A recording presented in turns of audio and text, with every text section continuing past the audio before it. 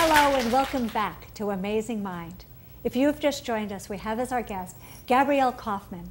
Now, Gabrielle Kaufman has her master's in movement and dance therapy, and she has a private practice specializing in postpartum depression for both the English-speaking and the Spanish-speaking communities. Please help me welcome back Gabrielle Kaufman. Now, Gabrielle, we now have a very clear understanding of what postpartum depression is, how we can identify it, and how we can be an extremely safe place for our clients to come and talk without shame or blame or judgment, so that we can get them the help that they need. As we work as part of a team to help a woman suffering with postpartum depression, can you teach us an imagery that you use in your office to help women give themselves permission to get the help that they need to overcome postpartum depression? I would be happy to. So if I have the audience and you as cooperating with me, we're going to do a guided imagery. I'd love it.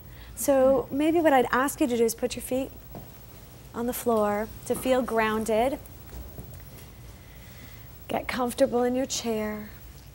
Soften your gaze and take deep breaths, slowly inhaling and exhaling. Good. And if you feel safe and comfortable, you may close your eyes. Each breath, I want you to think, expands and allows nurturing, relaxation. And each exhale is letting out a self-doubt. And just take 3 more at your own pace. Very good. And together, you and I are going to take a journey, if you feel safe and ready to. So imagine that we are walking on a warm summer day into a forest, into the shade of the forest, feeling the warmth, maybe even hearing the birds, smelling the grass. And as you walk, in front of you, you see a very large, very beautiful tree. And that tree has many branches extending out, filled with leaves. And you decide to sit underneath the shade of the tree for a moment, just to rest. And as we sit there together under the tree, we look up at the branches. And each branch has a message for us. A message meant for us to receive at this moment. The first branch reads to us, "You are a good enough mother, and you're getting better and better each day." The next branch says to you, "It's okay to feel emotional, to feel sad, to feel blue, and it's okay to share that." You look up and you see another branch, and that branch says to you, "It's okay to ask for help." And asking for help is a way that we can be a role model for others, for our children. And we look up again, and we see a branch that says, "You are feeling better now. You have support." Take one more breath, one more moment to feel the support of this beautiful tree. Feel the embrace of the words from the branches. And in your mind's eye, you reach down, and right next to your hand is a leaf. See this shape and color and feel the texture of that leaf. And that leaf is yours to keep as we leave the embrace of this tree, just for the moment. And slowly, I'd like you to come back and join us. Gabrielle, that was wonderful. And I'll tell you the one that really resonated with me. The suggestion that as you ask for the help that you need, you become a role model for others and for your child. Yeah. Because many women cannot get help for themselves, but they can do it if it would benefit their child.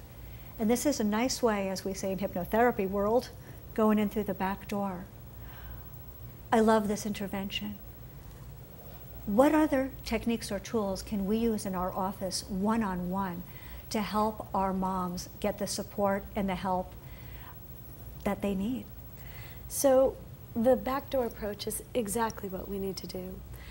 I think that when you see a mother who has not eaten in days, but her baby has eaten, who has not slept in days, but has done everything possible to make sure her baby sleeps, she loses sight of how she needs to be her best self for her baby. And that might be the best way to get her to nurture herself. Yes. The very common image of when you're in an airplane and they say, put the oxygen mask on yourself first, that's kind of language we use with a mom. We'll say, you know, now you need to put the oxygen mask on so that you can help your baby to breathe. I love it. So that's an intervention we can use with moms. We can let them know that the work they're doing on themselves is not selfish. We feel so much that if we do anything for ourselves, it's selfish, that we're mothers, we have to be nurturing, and forget that we're not nurturing ourselves. So to reflect that by nurturing themselves, by taking care of themselves, they are taking care of their family, taking care of their baby, and the work will definitely spread out into the family. I think that's a good approach. Terrific. What else can we do? So it's important to tell a mother that she's not alone. A lot of people will say to me, am I the only one that this has happened to? Yes. And you say, you're not the only one. But that doesn't mean we shouldn't get help for you. Yes. The other thing I tell a mother is she's not to blame. We don't really know what causes postpartum depression. There are hormonal factors, there's chemical changes, there are life changes, but we don't really know all the reasons. But it is not something that she caused. That is so important. And a lot of times people mistake feelings with facts. And someone might say, but it feels like it's my fault. Yeah. But feelings aren't facts. Feelings aren't facts. Feelings aren't facts, and that's actually another thing we can do, is do some reality testing. What do you mean by that? So, reflecting for somebody. So you're feeling this way. Are you really a bad mother? Are you really a bad mother? So, did you feed your baby today? Yes, but I didn't feed myself. And that's what we'll work on. We need to help you with that. Yes. And so can you do a role play just like that we talked about? Absolutely. Like, what is your plan to feed yourself? Yeah. So if you'd like to, we can jump right in. Okay, great. So if I say, how could I possibly go out or take a shower? I'm the only one home. It's a, yeah, but I'm the only one home. Okay. So the important thing is making sure your baby is safe. What can we do to help you make sure your baby is safe? Is there someone who can watch your baby? Is there a way that you can get some help from a neighbor or a loved one? Or is there a safe place that you can place your baby? Sometimes you can put your baby in a bouncy seat while you go in the shower. That's right. And so actually doing some problem solving collaboratively. Yes. Oh, Gabrielle, everyone's going to want to learn more about this. Can you recommend some resources where women can go to find out more about postpartum depression? So what I recommend is Postpartum Support International. It's an international agency, and I am the Los Angeles volunteer, and providing resources in the community. And you can go to postpartum.net and get the information there. Wonderful. Gabrielle, it appears that we're out of time for today. But I want to thank you so much for joining us and sharing your knowledge and your education on how we as hypnotherapists can help identify and get support and actually help with hypnosis women who are struggling with postpartum depression. I want to thank everybody here in the audience, and I want to thank everybody at home for watching the show. I hope you'll join us next time when we meet more people and continue to explore the amazing mind. Please stay tuned. We have a lot more coming up for you on HMI Web TV. That's Hypnotherapy Television 24/7.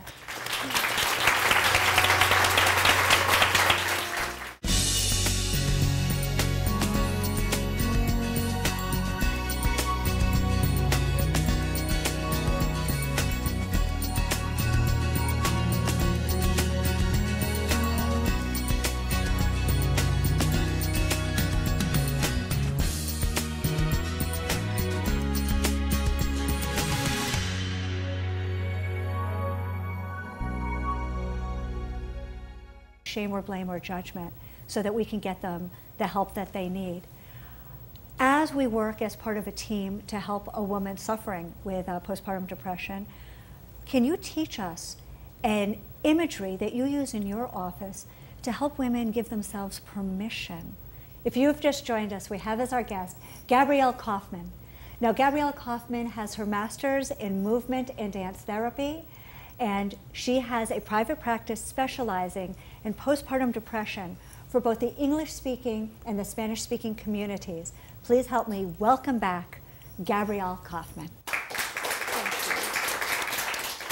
Now, Gabrielle, we now have a very clear understanding of what postpartum depression is, how we can identify it, and how we can be an extremely safe place for our clients to come and talk without to get the help that they need to overcome postpartum depression. I would be happy to.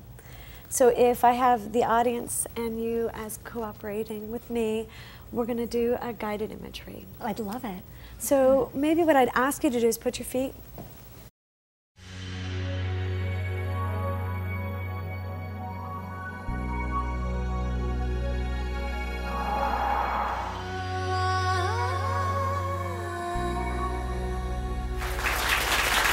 Hello and welcome back to Amazing Mind.